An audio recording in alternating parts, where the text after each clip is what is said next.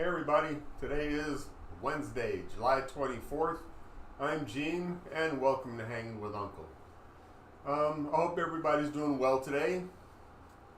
What I want to talk about today is special counsel.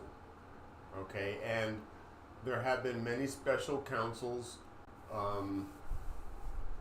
throughout the history of this country, and I can say for me, I remember when Leon Jaworski was appointed special counsel during Watergate, and that was held to be constitutional. Special use of the use of the special counsel in investigating and prosecuting Watergate.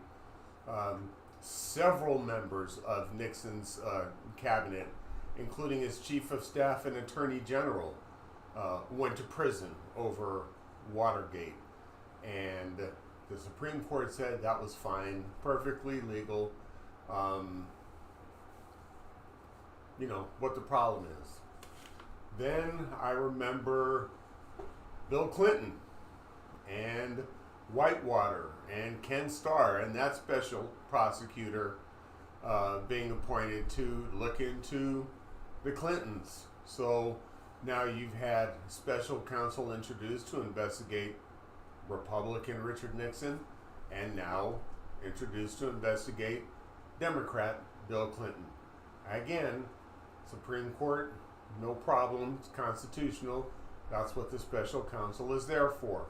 It's up to the DOJ to decide how to use these tools. And furthermore, there were special counsels appointed to investigate Hillary Clinton when she was running for president. No problem with that, right?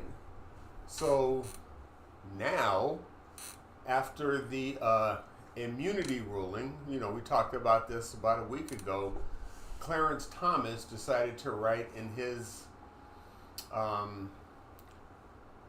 concurring opinion, again, which this was not solicited and had nothing to do with the immunity case, but wrote in there wink, wink, nod, nod to Aileen Cannon down in Florida to say, hey, look into the legitimacy of this special counsel appointment.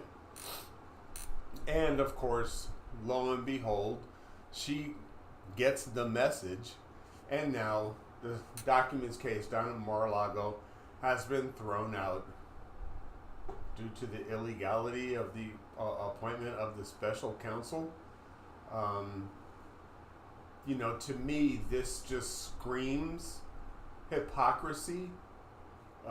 We are living in a time where the Supreme Court has been weaponized totally just to decide how are we going to justify getting Cadet Bone Spurs off any accountability for the crimes he's allegedly committed. And this was an example, because what Clarence Thomas did is a total breach of ethics in the use of the Supreme Court. The Supreme Court is not there to say, hey, why don't you guys send this case up here, so we can overrule it, which is what Clarence Thomas did again with the Obergefell case, challenging the legality of same-sex marriages. Just waiting for somebody to bring that case, because they've already signaled, hey, we want to look into this and change it. We don't think it was decided properly. So now I find it kind of really, really funny, and this is where the sword has two edges. What's good for the goose is good for the gander. Hunter Biden, who was also investigated by a special counsel, David Weiss, and they obtained a conviction over Hunter Biden. So we'll see how fairly the court doles out equal justice, because if it's okay to throw out a case because of special counsel for Cadet Bone Spurs, Hunter Biden has already filed his motion to have his conviction overturned because, hey, you guys just said it's not illegal to have a special counsel appointed. So what are they going to do? If they uphold that the special counsel is an illegal appointment, does that mean you want Hunter Biden to get off too? What's your point? The hypocrisy is in neon lights. We can smell what you're doing, and it's all just a power grab. It is all about it's okay for me, but not for thee. And personally, I think just the precedent of special counsels and having been around for decades,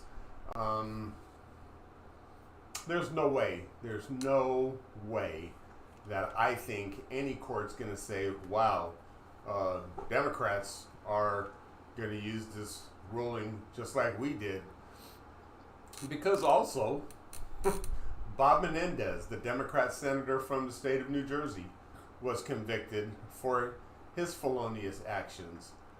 He said he's going to step down and resign his seat from the Senate, but he was also prosecuted under a special counsel.